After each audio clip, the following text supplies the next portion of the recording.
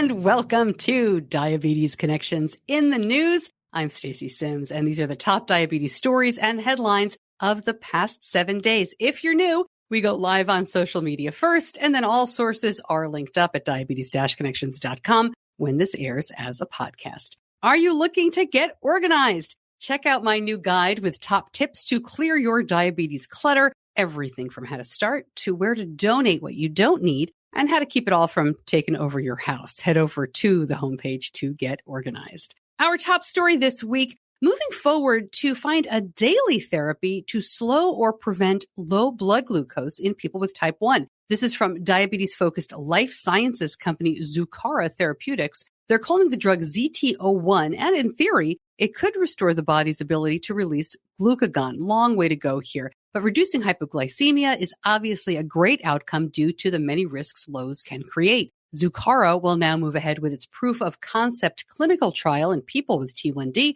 The company expects to publish the findings from that study closer to the summer.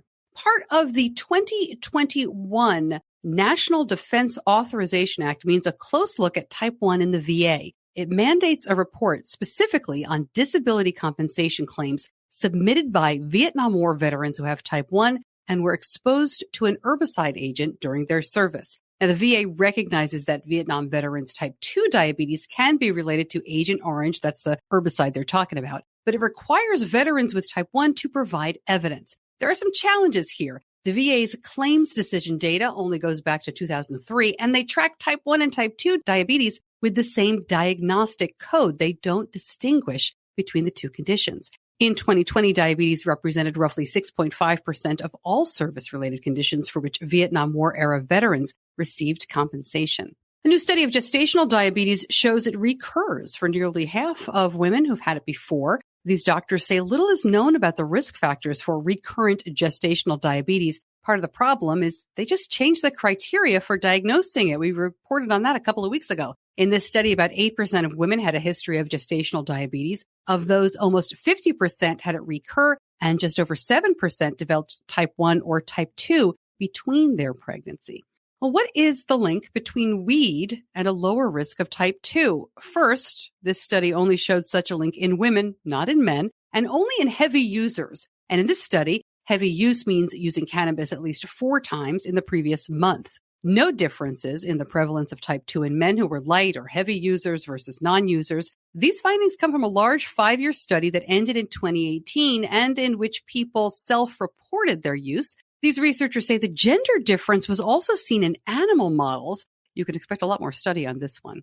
More good outcomes with SGLT2 inhibitors and GLP-1 receptor agonists. These drugs are a mouthful, but new research links them with lower chances of potentially fatal heart problems in people with type 2 without established heart disease. They compared the newer meds to the risks in people using more traditional therapies like metformin, and the researchers showed the odds of developing heart failure 51% lower for people using SGLT2 inhibitors and the newer drugs. It was 18% lower for GLP-1 users and 57% lower for people using both drugs. The newer drugs, though, are prescribed less, and these researchers say we need to look at why when the newer ones show better outcomes. Some tough numbers about depression and diabetes. In the U.S., about 30% of people with either type 1 or type 2 have depressive symptoms, and 11% show signs of major depressive disorder. This lines up with studies from other countries as well, so it's not just about health care. There is some info in this study about how insulin resistance may go hand in hand with depression. Women with diabetes seem to be at heightened risk.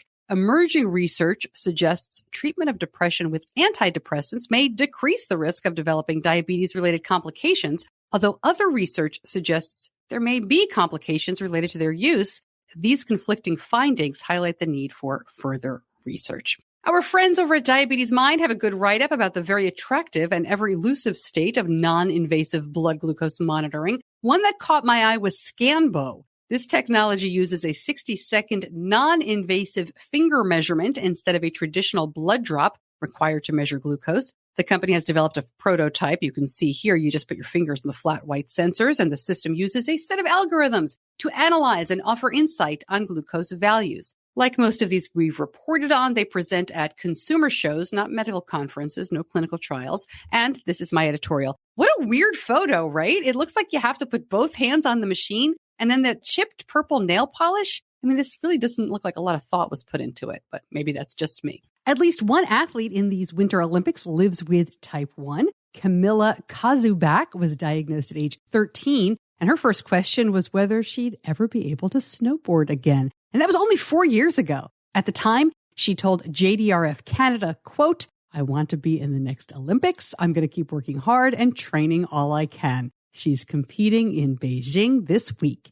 And finally, the documentary Pay or Die gets some Hollywood star power behind it. Susan Silverman signs on as an executive producer. We had the directors on the show last year to talk about what they describe as a look at the healthcare crisis in America, told through personal stories of those living with type 1 who, because of soaring insulin costs, are living on the edge of survival. Silverman says, "I believe Rachel and Scott might just shame our shameless government enough to move the needle. I'm grateful for the chance to help get eyes on this crucial documentary."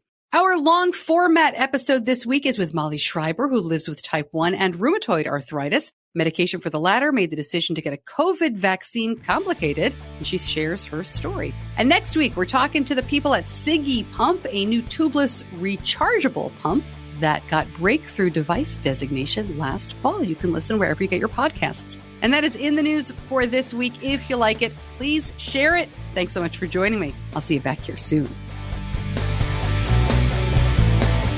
Diabetes Connections is a production of Stacey Sims Media. All rights reserved, all wrongs avenged.